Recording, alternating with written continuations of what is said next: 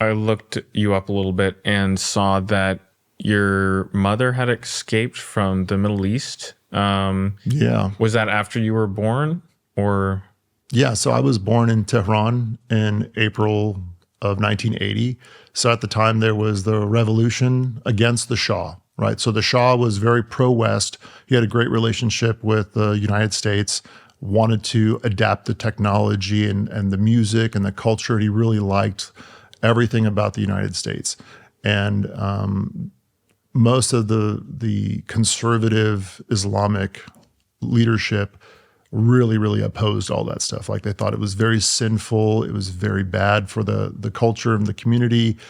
And so they started kind of coming together and creating a revolution against the Shah. So I was born like in the middle of that revolution, which really turned into like a civil war. And along with that, there was a war going on that lasted, I think, 8 years with Iraq. So, I mean, millions of people were dying. And I was born kind of dab smack in the middle of that. And my father really didn't want his son to be a part of that. My father was pretty anti, I don't want to say is religion, but he's an atheist.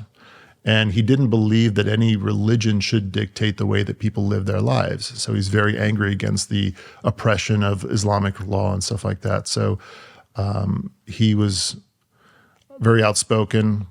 His brother was even more outspoken, caused a lot of trouble. But that's actually how I got my name. My first name is Azad, and it means free. So like to be free from oppression or free from tyranny or whatever you want to call it. And then my last name is Ebrahim Zadeh. Ebrahim is the prophet Abraham, and Zadeh, it means the son of. So I'm the free son of Abraham is what my name translates to. But my mom was like 22 years old. I was a fat little baby in 1980. And I think it was 1982 when my mom was like seeing the war get to their front door. And they were like, we got to get out of here. This is getting crazy. My father had tried to get them out of the country. And I think his mother, my father's mother, was ill. And he had sought treatment for her in Germany. So he sent her in Germany, was trying to send me and my mom to be her caretaker en route. The government was like, hey, we're not falling for this crap. You're not getting your kids out of here. You can go with your mom, but your kid and your wife are staying here. So he ended up going to Germany. They subsequently shut the border down. Nobody was coming in and out anymore. There was military engaging civilians that were trying to leave, like shooting them in the back as they're running away type stuff. And so these borders shut down, and my mom was just like, I'm not staying here. So I don't know how much stuff she had. I mean, she basically, what she could carry and me, she had like, I guess, a little bit of money and a wedding ring and me, and she decided that she wasn't going to stay. So she found her way out of that war. Mm. And did she go straight to Germany, or where did she go? I never got really like a specific path from her. I know that her end state was Germany. I know that she had many near misses. In terms of being caught, I know that she hired smugglers to get her out. The details of her story are just, I mean, much more interesting than my story.